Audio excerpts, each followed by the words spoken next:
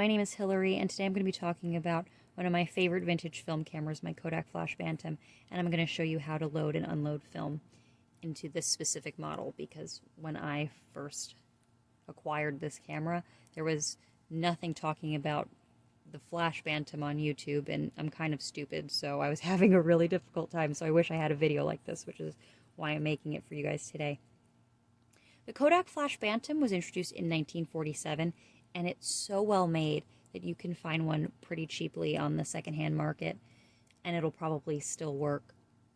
What's also great about this camera is that it takes 828 film, which is the unperforated version of 35mm film, so you can get film for this camera pretty easily. You can either re-roll your 35mm onto an 828 spool, and it'll work really well. You'll have sprocket holes in your photography, but that's a cool look.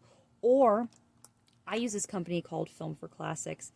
Film for Classics has a website, but the last I checked, you couldn't order directly through their website. You have to order through one of their retailers. So I custom ordered this using Central Camera in Chicago. Central Camera is a great store. They're going through a bit of a difficult time now with everything that's going on. So I don't know if they'll be able to help you, but I'd check out their website or give them a call. Central Camera in Chicago. I'll leave their information in the description box down below. I had this Kodak Ektar 100 custom rolled for me because Kodak Ektar is one of my favorite film stocks to shoot with. All right, so let's begin with the loading and unloading. So you'll see on this side, there is lock and open. I have it locked right now. I'm going to slide it to open. I have a roll of film in here that I finished. Here it is. Oh, and also, this is a really cool feature. Let me just slide this down here. Look, 6/8/55. This camera was last service, 6/8/1955.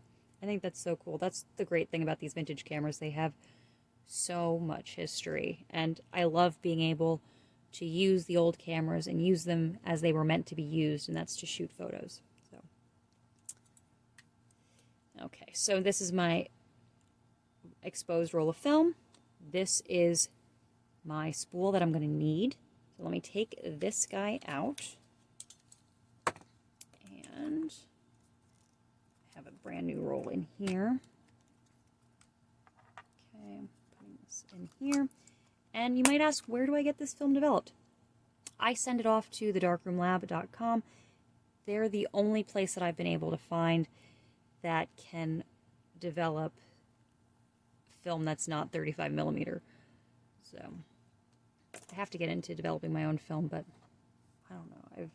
I'm afraid to try, but I have a lot of time on my hands right now, so we might give it a try sooner rather than later. Anywho, this is the roll I have already, because it takes a long time, because sometimes I can't get it unstuck. So I've already untaped that. So what you're going to do is you're going to take this. So your new film is going to go here. When your film is rolled, when you're using it and you're advancing the film, it'll end up on all over here. So you'll have this spool left. This spool, when you're done, needs to come over here.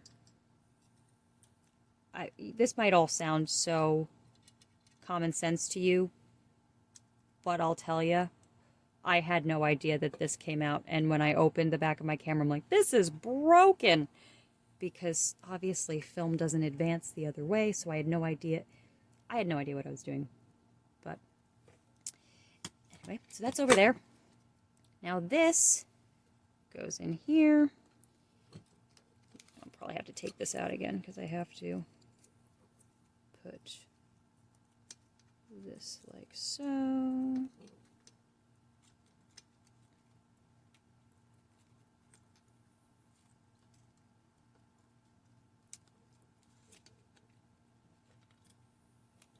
Just a little bit. Okay. That's not there. That's not okay. There we go. All right. Now, we're going to slide this back to lock, and we're going to advance this. Now, the thing about this paper-backed film that either I roll myself or that I get from Film for Classics, the paper backing itself was not cut or printed to work with a Bantam camera or to work with any camera that isn't 120, because all the paper-backed film nowadays pretty much, with few exceptions. You can still find 127 film. You might still be able to find some other sizes, but 120 is the common one, and 120 is the size film that this 828 film was cut down from. The numbers on the back of 120 film that show you what exposure you're on, 1, 2, whatever, aren't necessarily going to line up with this little window back here. There's a lot of trial and error with this. I mean, this is your viewfinder, so, you know, precision is not the name of the game here. I will show you, though, how to shoot with this. So you press this button down. Oh, yeah, look at that. Comes right out. Pop up your little viewfinder. And what you need to do when you're ready to shoot, press that lever up. You can hear the click. And then you would press this button down. That is your shutter. To close it up, to pack it away, just pop that down. This is your film advance, so after pop it, shoot it, advance it. And this is what pops it forward. Pop it, cock it, shoot it, advance it. Pretty easy. Another feature of this camera, it's got a nice glass lens. It's not the best, though. You're not going to get, you know, a lot of bokeh-licious bokeh-ness from it. How you find focus, you spin this wheel. There's your infinity. It goes all the way down to 2.5 feet. So you estimate how far you are away from your subject. Again, it's not an exact science, and because the lens is the way that it is, if you miss between 15 and 25 feet, your image is going to come out pretty much the same.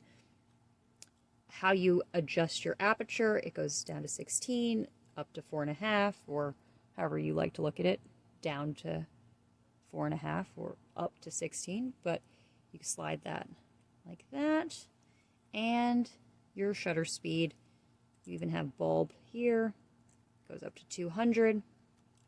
This little thing over here, this is where we would have been able to hook up a flash to it back when this was made.